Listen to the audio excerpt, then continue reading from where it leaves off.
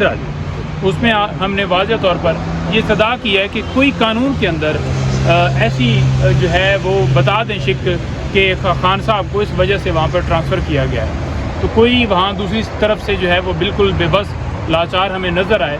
اور ہم نے واضح طور پر یہ بھی کہا کہ جو خان صاحب کو سزا دی تھی وہ جج ہمایوں دلاور صاحب نے دی تھی، اور اس کے مطابق اس سزا کے مطابق خان صاحب کو جو ہے بعد میں ایک آرڈر کے ذریعے اٹک جیل جو ہے وہ ٹرانسفر کیا گیا، تو ان کی جو ہے وہ سزا جو ہے وہ تو سسپینڈ ہو چکی ہے. تو اب کس قانون کے تحت کیا کوئی نیا آرڈر کیا گیا ان کو وہاں پر رکھنے کے حوالے سے؟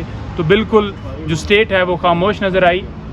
اس وقت خان صاحب کو غیر قانونی طور پر اٹک جیل میں رکھا گیا ہے. کسی طرح سے کوئی ان کے پاس نہ آرڈر ہے نہ ان کے پاس کوئی جسٹیفیکیشن ہے. آج بالکل وہ جو ہے جواب ان کے پاس تھا ہی نہیں اور بے بس نظر آیا ہمیں. دوسرے نمبر پر خان صاحب کے ساتھ جو اس وقت جو ہے اٹک جیل میں ٹریٹ کیا جا رہا ہے، کل ان کی جو ہے مسز ہیں ان کی ملاقات ہوئی اور انہوں نے واضح طور پر بتایا کہ جو انہوں نے رپورٹ پیش کی تھی سپریم کورٹ کے اندر، وہ انہوں نے 1-2 دن کے لیے وہاں پر صرف پروسیس وہ کمپلیٹ کرنے کے لیے اور ایک عذر ختم کرنے کے لیے وہ انہوں نے رپورٹ پیش کی تھی.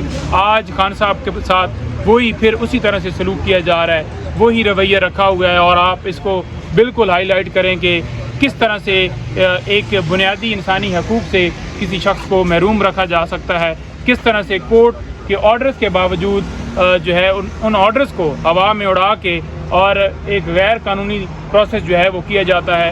تو لہٰذا انہوں نے واضح کہا اور آج ہم نے کورٹ کے اندر بھی یہ صدا کی کہ وہاں پر خان صاحب کے ساتھ کس طرح سے ٹریٹ کیا جا رہا ہے. اور دوسری طرف سے ہم نے دیکھا کہ آج پھر وہی رپورٹ پیش کی گئی جس کا کوئی جواز نہیں تھا، جس کی کوئی منطق نہیں تھی. اب آرڈر جو ہے وہ ریزرو ہو گیا ہے، جس میں ہم نے تمام گزارشات کی ہیں لائرز کے حوالے سے بھی کی ہے کہ اگر کوئی وکیل ملنے جائے تو مہربانی کی جائے کہ ان کے اوپر کوئی FIR نہ درج کی جائے.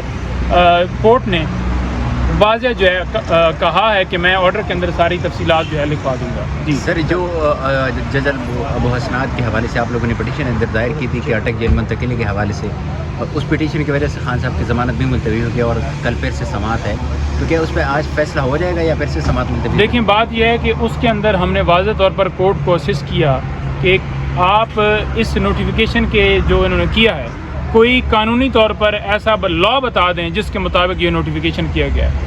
تو آج اسٹیٹ جو ہے وہ بے بس نظر آئی. ہم نے دیکھا کہ ان کے پاس کوئی لا نہیں موجود تھا، انہوں نے صرف بہانے بنائے کہ اس کیس کو لنگر آن کیا جائے. اور ہم نے کہا کہ نیچے ٹرائل کورٹ وہ واضح طور پر اس بات کے اوپر انہوں نے جو ہے ہمارا کیس اڈجن کیا کہ جب تک یہ پٹیشن جو اسلام آباد ہائی کورٹ کے اندر ہے یا ڈسٹرکٹ کورٹ کے اندر ہے یہ ڈیسائیڈ معاملہ نہیں ہوتا کہ آپ نے یہاں سنوانا ہے یا وہاں سنوانا ہے، تو ہم بیل کی حد تک جو ہے وہ درخواست آپ کی سن نہیں سکتے. تو آج کورٹ نے جو ہے وہ واضح طور پر یہ حکم دیا ہے کہ کسی طرح سے جو ٹرائل کورٹ ہے اس کے اوپر بار نہیں ہے، وہ جو اسپیشل جج ہیں وہ ان کے اوپر کسی طرح سے کوئی پابندی نہیں ہے، وہ ضمانت کی سماعت کریں. ضمانت کی حد تک کوئی رکاوٹ نہیں ہے. اور انہوں نے کہا ہے کہ وہ کس طرح سے جو ہے وہ اس بات کو پری لے سکتے ہیں کہ ہائی کورٹ کے اندر معاملہ کوئی اور درخواست پینڈنگ ہے. تو لہٰذا یہ اب بیل جو ہے اس ڈیٹ کے اوپر ہر صورت سنی جائے گی جمعرات کو. کل بیل ہو جائے گا یا پھر سے وہ جج صاحب کی غیر حاضری کی وجہ سے؟ دیکھیں، جج صاحب کو کل میرا خیال میں آ جانا چاہیے کیونکہ چھٹی کافی ہو گئی ہے اور بغیر ریزن کے ایک چھٹی دی گئی. اور اس کے اندر سب سے جو مین چیز اٹھانے والی ہے کہ پاکستان کی ہسٹری میں کبھی ہم نے ایسا نہیں دیکھا کہ اگر مین جج جو ہیں چھٹی پہ ہوں تو ان کی ڈیوٹی جج نہ ہو.